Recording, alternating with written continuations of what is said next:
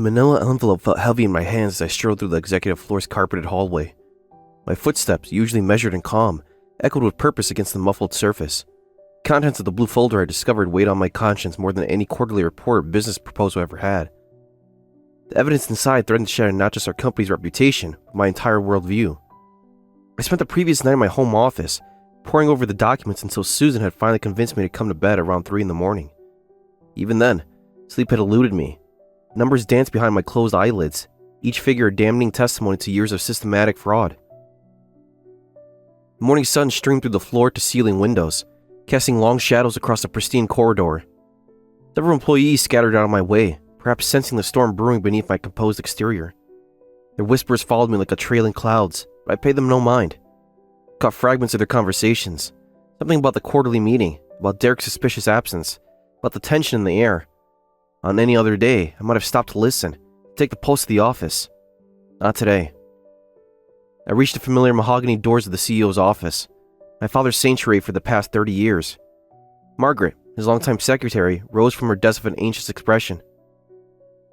"Mr. Thompson, your father is reviewing the Asian market reports. He asked not to be disturbed." I didn't let her finish. While waiting for her announcement, I burst through the doors, the blue folder clutched tightly in my trembling hands. The familiar scent of leather and coffee hit me as I entered, the smell of countless morning meetings and late-night strategy sessions. "Dad!" The word escaped my lips with intensity that surprised even me. "What's the meaning of this?" The folder made a sharp slapping sound as I threw it onto his expansive desk, disturbing the precise arrangement of papers he'd been reviewing. The morning light caught the silver in his hair, reminding me of how much he'd aged over the years building this company, the same company whose foundation I now knew was built on quicksand. My father's eyes moved slowly from his interrupted work to the folder, his expression unnaturally calm. The lack of surprise in his face only fueled my anger. The leather of his executive chair creaked as he leaned back, his fingers forming a steeple under his chin. A gesture I'd seen countless times during board meetings. A gesture that had once represented wisdom and authority to me, but now seemed like a mask hiding decades of deception. "Explain this to me!" I demanded, my voice hoarse with emotion. "What's going on?" The silence stretched between us, filled only by the gentle hum of the building's air conditioning and the muffled sounds of the office light behind the heavy doors. I could hear Margaret's phone ringing outside, familiar chime now seeming somehow ominous. Finally, he let out a long breath and began to speak, his voice carrying the weight of decades. "Where should I begin?" He paused, running a hand through his silver hair. "I never wanted you to know this, Robert. The company, I built it through these methods." His eyes met mine, filled with a mixture of resignation and regret. Looking back now, it was probably a mistake. Seeing the man you become has really driven that home. I can't even remember where I first went wrong anymore. He stood up and walked to the window, gazing at the city skyline he helped shape. The morning sun highlighted the wrinkles on his face, a slight tremor in his hands that I'd never noticed before. "I'm from an older generation, son. This was the only way I knew how to operate. It was how I protected the company, the employees, our family." "That doesn't make it right," I responded, my voice barely above a whisper. The anger was still there, but now a mix of disappointment and something else. Pity, perhaps. I thought of all the family dinners where we proudly discussed the company's growth, the charitable initiatives, the scholarships we funded. How much of that had been built on lies? He turned back to face me, and for the first time, I saw vulnerability in his eyes. "Robert, give me some time. I'll take responsibility properly." A small tired smile crossed his face. "I worked hard, but it's time for me to step down. Thanks to you, my eyes are finally open." The smile grew warmer, making him look younger than he had at our last family dinner. "I'm sorry, but I'm counting on you to take over." The events that followed moved with the relentless momentum of an avalanche. In days, the fraud was exposed to the public, though not by my hand. The peaceful morning when I confronted my father seemed like a distant dream, as news crews descended upon our corporate headquarters like vultures. I remember the exact moment I first heard the news. I was in my office reviewing department reports when Susan called. Her voice trembled as she spoke. "Robert, turn on the news! Channel 7 now!" I reached for the remote with shaking hands, and there it was. Our company logo splashed across the screen, accompanied by the damning headline. Major corporation embroiled in financial scandal. The reporter's voice seemed to echo in my suddenly too small office. Sources indicate systematic fraud dating back several years. Camera flashes lit up the lobby like strobes as reporters jostled for position, their microphones thrust forward like weapons. Every news channel carried the story, each with their own angle, each picking apart the company's reputation piece by piece. The reports mentioned it as whistleblower, but I knew it wasn't me. Someone else had beaten me to it, perhaps sensing the same rot I had discovered. That evening, I received a call from Derek. His voice was tight with barely controlled panic. Robert, you have to help me. They were saying things, accusations. I never meant for it to go this far. I gripped the phone tighter. What exactly are you saying, Derek? Your father, he gave the orders, but I was the one who implemented them. I thought I was being loyal to the company. I ended the call without responding. The next morning, Derek's office was empty. His personal items were already cleared out. The security footage would later show him leaving at 3 a.m., carrying a box of documents. I never saw him again. I watched from my office as my father stood before a forest of microphones, his tall frame bent in a deep bow of apology. The proud man who built this company from nothing now humbled himself before the nation. The sight sent a physical pain through my chest. His voice, usually so commanding, wavered as he spoke. I take full responsibility for these actions. Fault lies entirely with me, not for our hardworking employees who had served this company with integrity. The aftermath was swift and merciless. Derek, along with everyone involved in the fraud, was terminated. Their offices were cleared out under security supervision, personal items packed into cardboard boxes, while shocked colleagues watched. The executive floor, once bustling with activity, became eerily quiet. The sound of whispered conversations and hurried footsteps replaced the usual confident stride of business as usual. I found myself walking those hollowed corridors late at night, past empty offices that had once housed trusted colleagues. Motion sensor lights would flicker on as I passed, illuminating nameplates that would soon be removed. Each one represented not just a person, but a family affected by this crisis. Then came my father's resignation, the board meeting where he announced it was possibly the most difficult hour of my professional life. I sat there, watching the man who had taught me everything about business formally surrender his position. In his final act as CEO, he named the executive vice president as his successor, a choice that surprised many but made strategic sense. The new CEO would be untainted by the scandal, offering the company a chance at a fresh start. The damage was already done. Our stock price didn't just fall, it plummeted like a stone dropped in a deep well. I remember standing in the trading room, watching the numbers flash red on the screens, each decline representing millions in lost value. The room was silent except for the soft beeping of the monitors, everyone too shocked to speak. Clients we've cultivated relationships with for decades suddenly couldn't take our calls. Others demanded emergency meetings to review their contracts. I sat through countless meetings where longtime partners looked at me with mixtures of disappointment and suspicion. Their trust evaporated overnight. One particularly painful meeting stands out in my memory. James Chen, the CEO of our largest Asian partner company, sat across from me in our conference room. His face was grave as he spoke. Robert, my father and your father built this partnership together. 20 years of trust. How do you expect me to explain this to my board? The company's reputation, built over 30 years, crumbled in a matter of days. Each news cycle brought fresh revelations, new details of the fraud that made my stomach turn. The crisis cut deeper than just numbers on a spreadsheet. I saw it in the faces of our employees, uncertainty in their eyes, the hushed conversations that stopped when executives walked by. The impact on our workforce was devastating. Some of our best talent, people who had been with the company for years, quietly submitted their resignations. Maria from marketing, who had helped build our brand from the ground up, left a simple note on my desk one morning. I'm sorry, Robert, I believe in you, but my family can't weather this storm. Each departure felt like a personal failure. I found myself working later and later, trying to stem the bleeding. One evening, around midnight, I encountered Tom from accounting in the break room. He was standing by the coffee machine, staring at nothing in particular. Can't sleep either? I asked, reaching for a cup. He jumped slightly, then gave me a tired smile. My wife keeps asking when I'm coming home. I need to make sure all these numbers are clean. Really clean this time. I understood exactly what he meant. The trust we lost wouldn't be regained easily. But in the midst of this chaos, a strange clarity came over me. I couldn't let this be my father's legacy. The company he built, despite its flaws, provided livelihoods for thousands of families over the years. It had contributed to the community, sponsored local events, funded scholarships. There was good here worth saving. With this singular focus, I threw myself into the work of rebuilding. My days became a blur of meetings, phone calls, and strategy sessions. I reached out to every department, from accounting to operations, searching for ways to streamline and improve our processes. Trust needed to be rebuilt from the ground up. One particularly memorable meeting was with the entire finance department. 30 pairs of eyes watched me nervously as I stood before them. "I know you're all wondering about your jobs," I began, my voice steady despite my racing heart. "I know you're worried about your futures, but I want you to understand something. We're going to fix this. Not by cutting corners, not by taking shortcuts, but by doing things right. I need every one of you to help me build something better." The silence that followed was deafening. Then Sarah, one of our junior analysts, raised her hand. "What exactly are you asking us to do, Mr. Thompson?" I smiled at the formality. She'd known me since she was an intern. "I'm asking you to question everything. If something doesn't feel right, speak up. If you see a better way to do something, let's hear it. No more sacred cows, no more, that's how we've always done it." Late into the evenings, I sat with department heads, poring over reports and brainstorming solutions. I used my own savings to take key personnel and top performers to dinners, not to wine and dine them, but to listen. I needed to understand their concerns, their ideas, their vision for the company's future. It was during one of these late nights when the office was nearly empty and the city lights twinkled outside my window that my phone rang. The caller ID showed Frank's name, and I almost let it go to voicemail.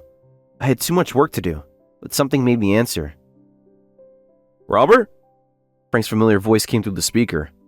"You're in trouble, aren't you? Let us help. Can you arrange for some of us to transfer over?" I sank back in my chair, exhaustion suddenly washing over me. The weight of the past few weeks felt heavier than ever. "No, Frank, you're already stretched thin in your division. Losing people now would—" "Have you forgotten?" He interrupted, his voice carrying a warmth I hadn't realized I needed to hear. "We survived brutal overtime before, remember?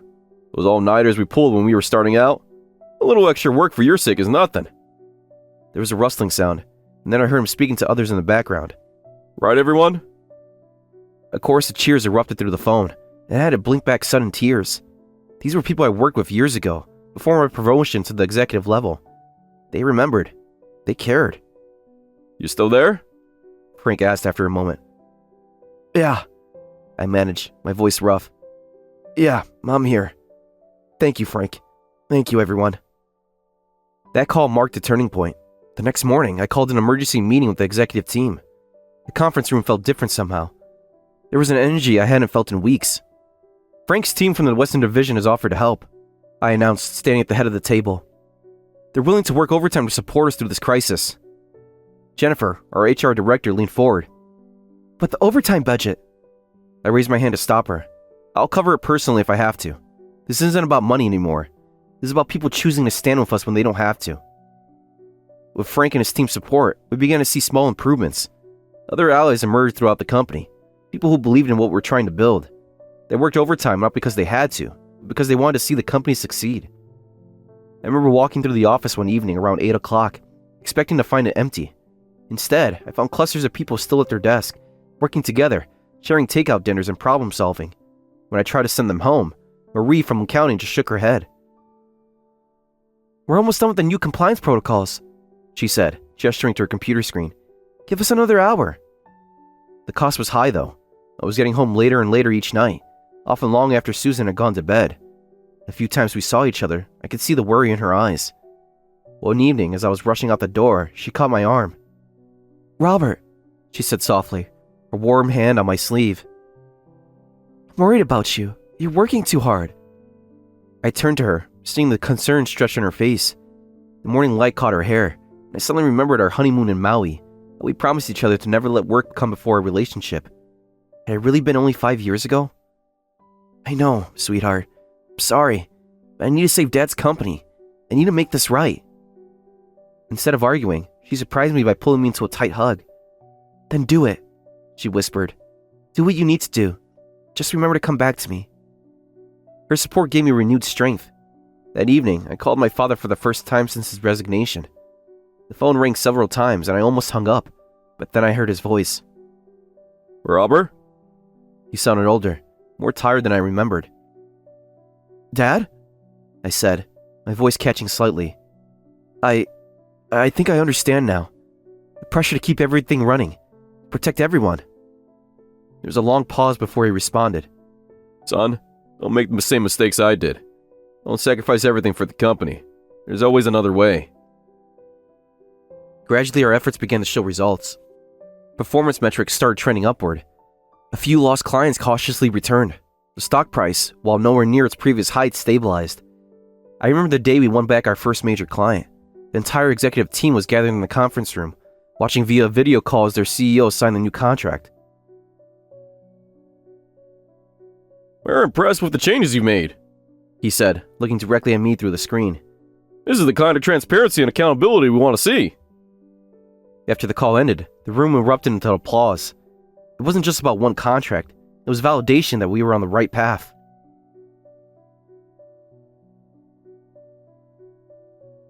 My promotion to VP came during this period of recovery. The board cited my leadership during the crisis as my primary reason, but I knew it was also optics.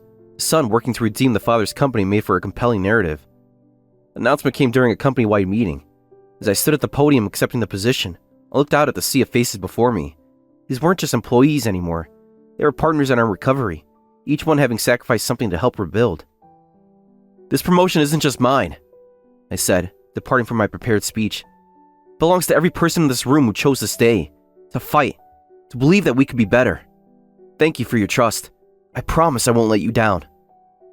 With my new authority, I initiated a systematic review of operations throughout the company.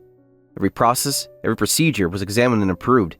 We implemented new compliance measures, increased transparency, and rebuilt our corporate governance from the ground up. The changes weren't always popular. I remember one particularly heated meeting with the senior management team. These new oversight procedures will slow everything down, Complained Richard from operations, waving a thick policy document. We'll lose our competitive edge. I met his gaze steadily.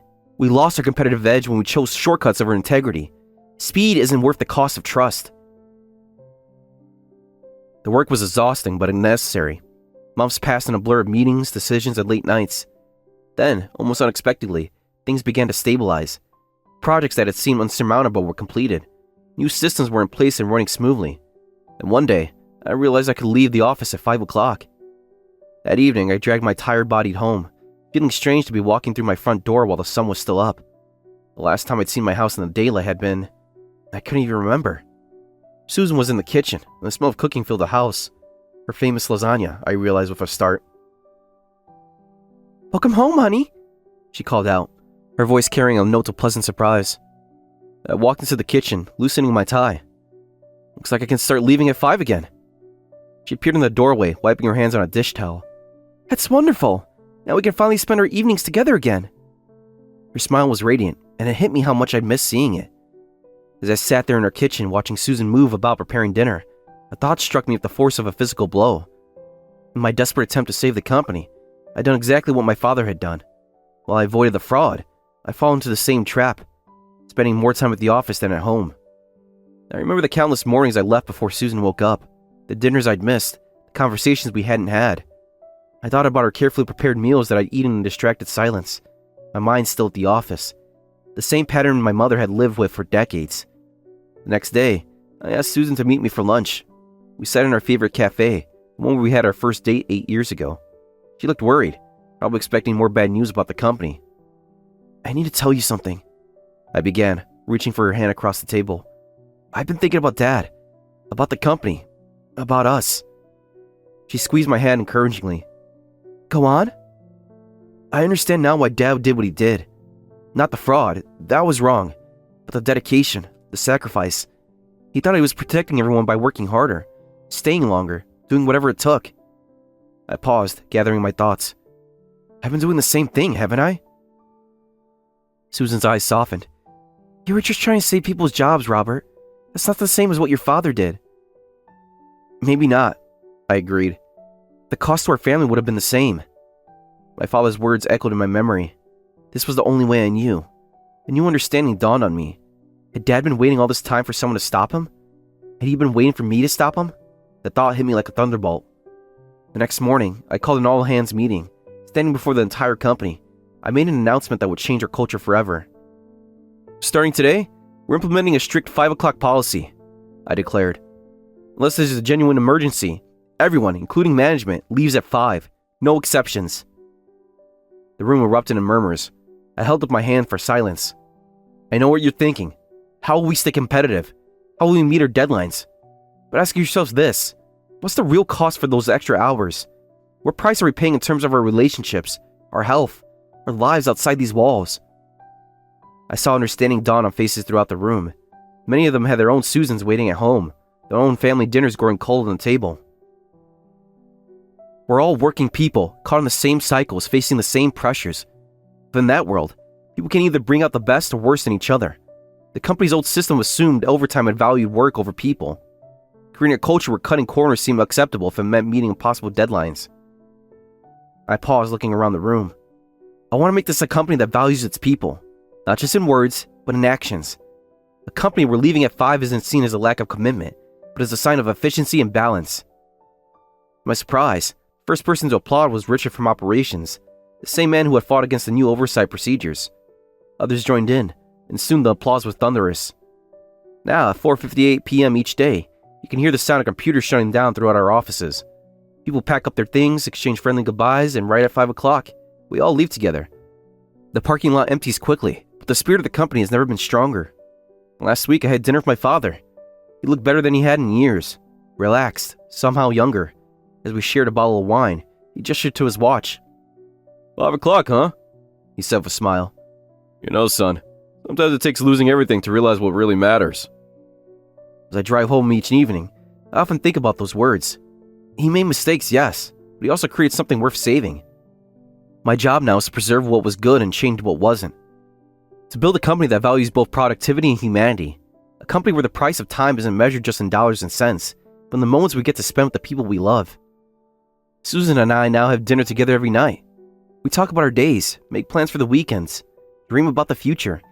And when I look at her across the table, I know that this, not the corner office, not the stock price, not the corporate accolades, this is what success really means.